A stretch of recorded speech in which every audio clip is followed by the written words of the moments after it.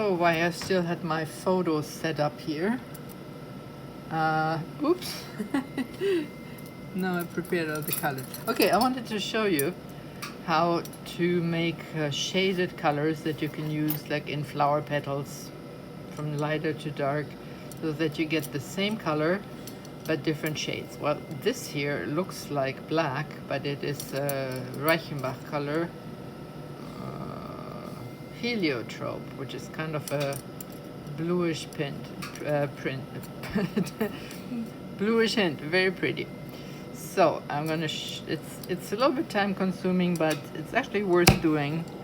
And the reason that I use the Reichenbach color is because by itself it is so dark that it's almost impossible to use, and apart from that it's not entirely compatible with 104, but if you shade it with 104 colors, it's perfectly fine to use. So I take 2 clear rods, this is just super clear, and hold those together as if they were one, and then I heat whatever amount of this heliotrope I want and start just adding it to the tip of those clear rods.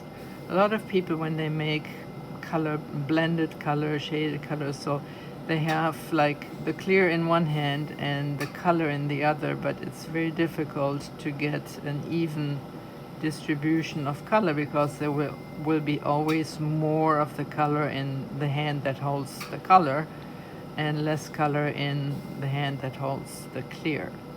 So I'll make a little bit more so that, you know, I get a good amount of it. And it's actually kind of a neat little thing. You could certainly do this with effort or color, but you have to make sure that whatever transparent color you use is really, really dark. So for example, if you wanted to use an effort drip purple or violet that they call it, just get the darkest shade of that. There are, I think, 3 or 4 shades available. So let's say this is enough. Put this aside. Now I'm folding the clear so that each hand holds the clear and the colors in the middle. They bring everything to a glow. And the way that you mix these colors is completely up to you. I usually turn my left hand away from me and the right hand, or just go back and forth. So right now what I'm doing is I go back and forth. Make sure that you push the color over the clear rod on the left. So otherwise you would be just mixing the color by itself. So you can just twist it like that. You can pull it out a little bit and push it over the clear. I usually push it over the clear rod to the left, but if I do that a lot of times, my left rod gets thinner and thin, gets shorter and shorter. So let's say for the first pull, this would be my darkest color. So I even, you know, kind of even out the blob like that. And if it's somewhat even, you take it out of the flame, you wait a little bit. You can also kind of shake it a little bit like this, wiggle it a little bit to distribute the heat. So, and I'm pulling it out, and since this is a very strong color, I'm pulling it out a little bit thinner because, let's say in a flower, you know, I would just have like a tiny dot of that. And you see that it's still very strong color. So I'll wait till this gets stiff, and now my plastic background will probably not like this because this is going, so I cut out the centerpiece. Not all of it, just the little piece in the center. Yeah, and my background is melting.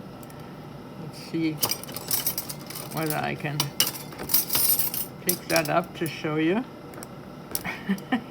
You see my background is stuck to it. So I put this aside. Oops, not on the floor, but it's on the floor. So then I take the remaining color and meld this together and kind of whoosh these around themselves. And you can probably see what is coming. So once I have pushed these together, a little bit more on the right here. So you mix these up, and if I would pull this out now, I would get exactly the same shade that I had in my first pull. So we have to introduce more clear into this. So I'm pushing this over the clear, pushing it over the clear on the right. So whatever you do, you have to make sure that you add more clear to this. Maybe a little bit on the right here. It's always easier to push it over the left. So, and when it's hot, you can see the striations of the color. But I kind of like the striations, especially when I do flowers. So we have a little bit more clear in here. We do the same thing. And melt it, take it out, wait a little bit, wiggle if you want to.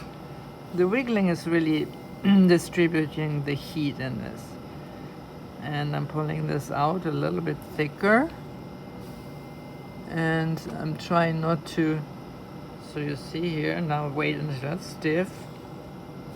And I'm gonna cut this piece out outside of my poor plastic background. So putting it to the side and cut some out and cut that out, and then I grab it and I have to look for these spaces, and you do the same again. So I'm going to show you one more time, and you can go, you know, lighter and lighter and lighter, and then you have the perfect colors for shading anything you want. You don't have to do the color, the flower thing, but you can maybe whatever you can shade. So, and literally there is no limit to how often you can do this, as long as you have that heliotrope in the middle there. So shove over the clear, make sure that that clear also melts, and push, push, push. And I'm going to put some more in here. I want to have the lightest color. And if I would use this for flowers, then I would make this as my first color, and then use darker shades in towards the center, because most shaded flowers look like that. So a little bit more clear, whoosh, whoosh, whoosh. This is a technical term, whoosh, whoosh, whoosh. And you can see now, I mean, I don't know whether you can see it, but I can see it, that this is definitely a lighter color. Take it out, and there's a lot of striation in there, which is fine for me. And I'm pulling this out, and it's still a pretty strong color. But I think this is what I'm going to use for the outer petals.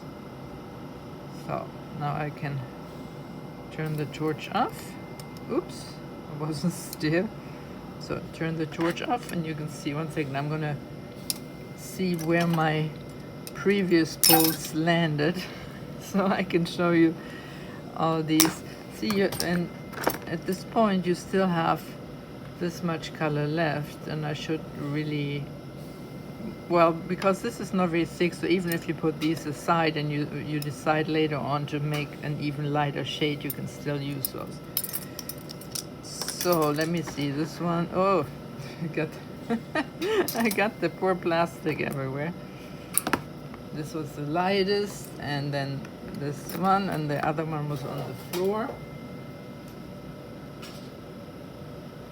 So I have the darkest color.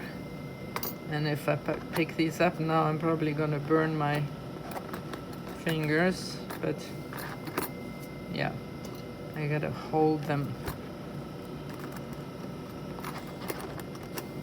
with my, I'm just gonna hold them. Ow, ow, ow. So, here you go.